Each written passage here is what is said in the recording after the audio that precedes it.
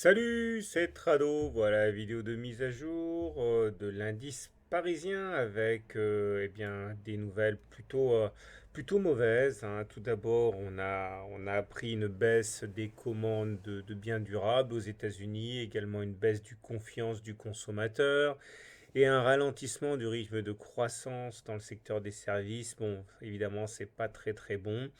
Et dans un contexte où en plus les investisseurs ne sont pas décidés à prendre des risques, hein, puisque nous sommes maintenant à la veille de la rencontre de la Banque centrale américaine.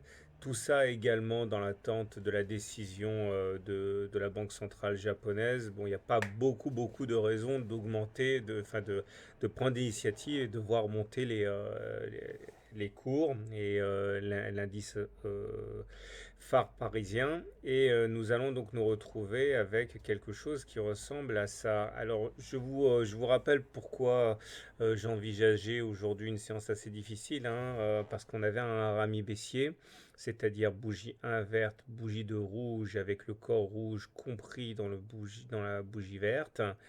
Et ce harami baissier n'apparaissait pas à un moment anodin puisque c'était en réintégration des Bollinger supérieur, Bollinger inférieur. Je vous rappelle que quand on réintègre les Bollinger, généralement derrière on va chercher la M7, hein.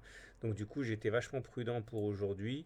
Et la séance du jour ne me permet pas véritablement d'être rassuré puisque si on ajoute au harami baissier une bougie rouge derrière comme ça, avec un corps rouge qui termine plus bas que la bougie 2, ça s'appelle un 3 inside down.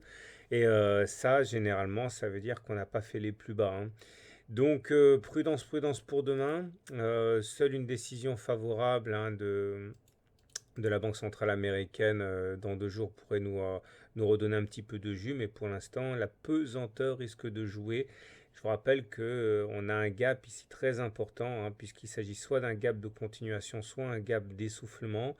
Tout va dépendre de la vitesse à laquelle on va le combler. Et là, du coup, pour demain, mon scénario principal, ça va être une attaque baissière qui va amener les ours, hein, les baissiers, à tenter leur chance pour essayer justement de combler ce gap et eh bien, accroître leur avantage sur le marché. Au-delà, ça reste haussier, il ne faut pas raconter n'importe quoi, hein. On est au-dessus du nuage, au-dessus de la M20, au-dessus de la M7, au-dessus de la Tenkan, au-dessus de tout, quoi, hein.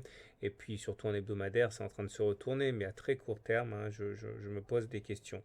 Quand on a des indicateurs techniques, ça reste également aussi au niveau du stochastique. Regardez, on est dans une zone de surachat, hein. Donc si vous êtes un trader averti, effectivement, on peut s'amuser à shorter pour aller faire quelques petits allers-retours en intraday, ce que je ne vous encourage pas à faire parce que c'est quand même réservé à ceux qui ont de l'expérience.